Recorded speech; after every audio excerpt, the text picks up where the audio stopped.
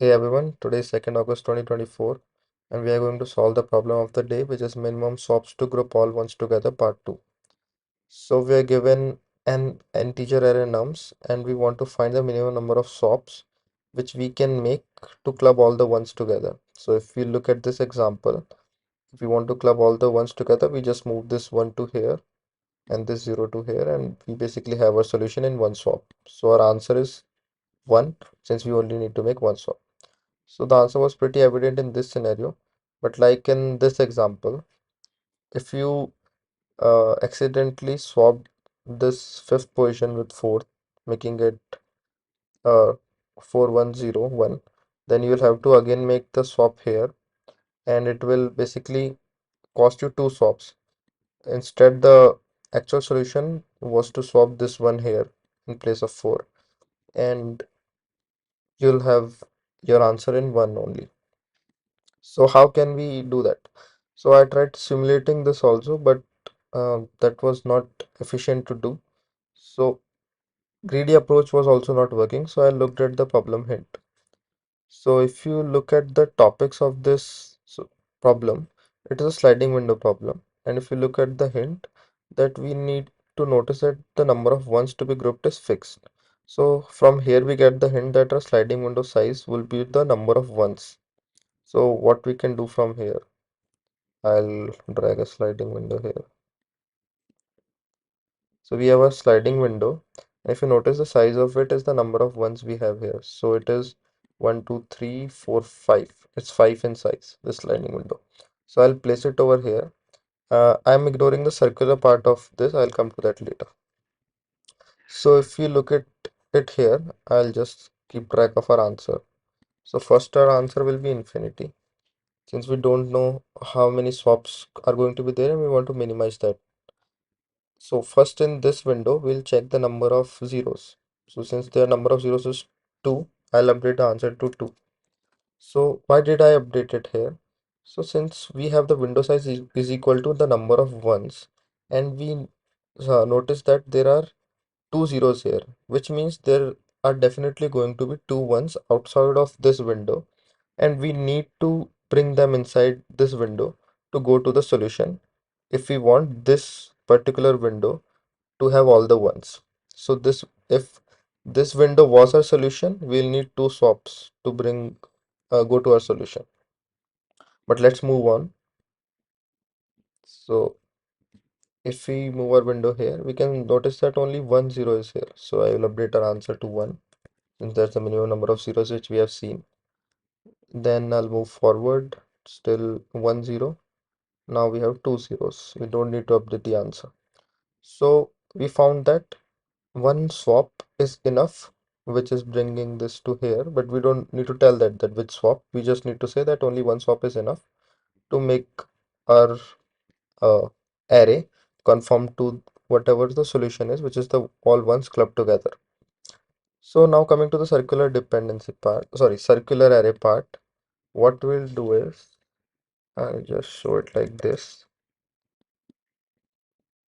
Since this is our start pointer and this is our end pointer, I'll increment the end pointer in such a way that it's modulo by the size of the array.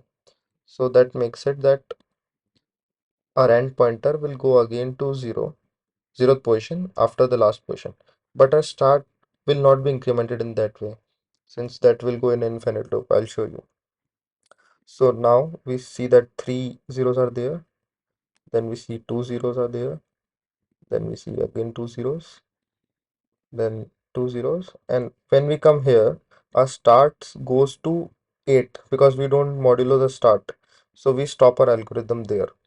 So that's how basically our algorithm is going to go, and we are going to return the minimum which we get. So let's code this solution. Okay, so let's start with the algorithm. So I'll need to declare the start and end first of the window. So I'll declare the start 0 and end is equal to 0. Then we'll need to basically count the number of zeros inside our current window, and we don't want to go over the window again for counting, so I'll keep a track of that zero count. So I'll just make a check of zero count, and that starting is 0. Then what is the window size, desired window size? So for that, we just need to count the number of ones inside our uh, nums. So I think the our method is this, but if it's not, I'll write on my own. Then what is the answer? We'll have to keep the track of answer also. So I'll keep the track of answer, and now I'll start with the uh, moving the window part. So while start is less than nums dot size, and let's store it also somewhere. Int n is equal to nums dot size, and we'll just use that. So while the start pointer goes out of bounds, what we need to do? So if we look here, first our window will not be this big, it will be smaller. So what we'll need to do is, we till it's that size, we just need to increment the end pointer till it's the size of 5, right? So I'll write that logic. So if window length, so since there is some circular part here, so I'll just write another function to calculate the window length. It's not always the end minus start, because it end can be behind start also in case of um, circular array. So when we find window length given the start, end, and n, if the window length is less than our desired window length, then we just need to increase the end. So we can do end plus plus, and we will continue because we don't need to perform the rest of things. And one more thing, each time we'll need to keep the track. If our current end pointer is at a 0, we'll increment that 0 count plus plus. Since we need to do that before at the time of expanding also, that's why I'm writing it above. Now we have done the first expansion, and we are basically on this state. So after that, what would we like to do? So we'd like to move this window here in other cases. So how we can do that? We'll check if, so since we are already incremented end, okay, and I'll increment it at the end, sorry. I'll just check if nums of start is 0, sorry, 0. I'll decrement the 0 count. Since we are moving the start forward, I should decrement it. And if the start pointer is moved, sorry, if the start pointer is moved forward and it was earlier on a 0, then definitely the count of zeros in our window will decrease. So we have incremented start only. Now we have to increment this end from 4 to 5. So how will we do that? We will do, first I'll have to increment start. We'll have to do and is equal to and plus 1 mod n, which I told earlier that we are going in a circular way. So after we have done that, we haven't updated the answer, right? So before decrementing the 0 count, I'll just update the answer. Answer is equal to min of answer, comma, 0 count. Okay. So here we first go over the last element of our window, check if it's 0, then we increment the 0 count. Okay. And this is for the first expansion. After the first expansion, when it is equal to window length, it will become false. So we'll come here, we'll increment our answer, update our answer, then we'll move start forward and end forward. Okay, it looks fine. Then we just return our answer. So let's see. Okay, sorry, I forgot to write this window length function. And count also doesn't work like that. Okay.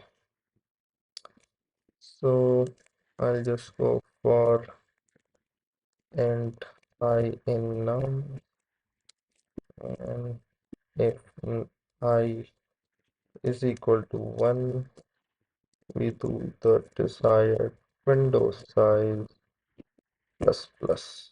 Okay, that's sorted. Now we want to write the int window length. We are given int start, int end, and int n. How can we calculate? So if it's just a regular scenario, which is start is behind end or equal to basically, and what will we do is we just return the end minus start, and I guess we have to do plus 1. If you notice here, if we do 5 minus 1, we'll get 4, right? But the window size is not 4, window size is 5, so we'll add 1 to it. So we'll add 1 to it. So we return that. Else, what do we return? Let's see. So if it's this scenario, how do we know the window size? So what we'll do is we'll do mm, yeah, this is a start, this is an end, so we'll do start minus end, which is will give us 4. We have to decrement 4 from the total length, which is our 8. So 8 minus 4 is 6, right? And we have to decrement one more from there. So we'll do n minus, then our start is greater, so start minus end, and we can do plus 1. So this will give us the windows length. Okay, sorry, I forgot to return. And return. We don't need to write else even. We can directly return.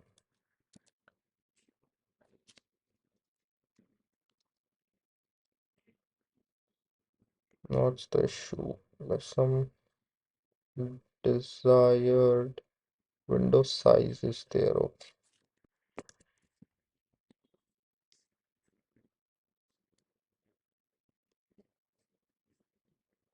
I'm getting 0 output, I guess, in all cases. Why is that? Let's debug this. The start and end is 0, 0 count is 0, desired window size is 0. Okay, I'll print the desired window size,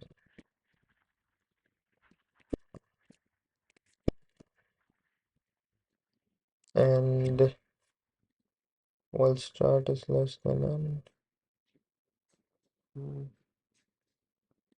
I'll print the out start and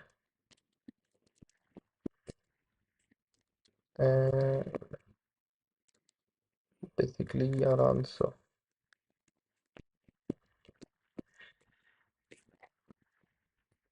Let's see what's the issue. Desired window size is correct. Start is 0, end is 0. Answer is 0. That's the issue. Answer should not be 0. It should be int max.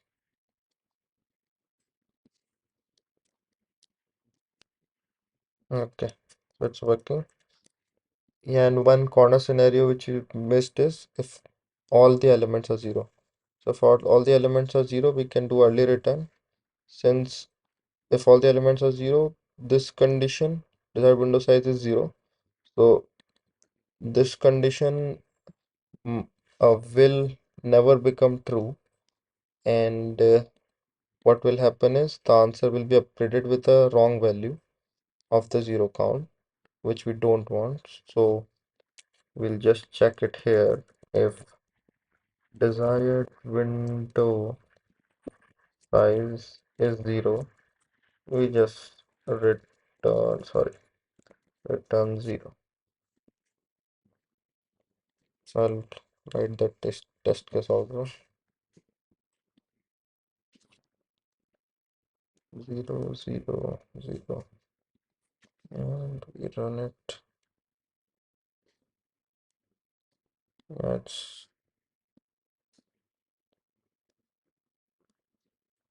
Yeah, it beats 65%. So I think it's pretty efficient. And time complexity, as you can see here, is we just iterate over the array once. So it's big of n and space complexity is constant. We can analyze from here also. Okay. But yeah, it will also give you the big of n and constant. So yeah, thank you.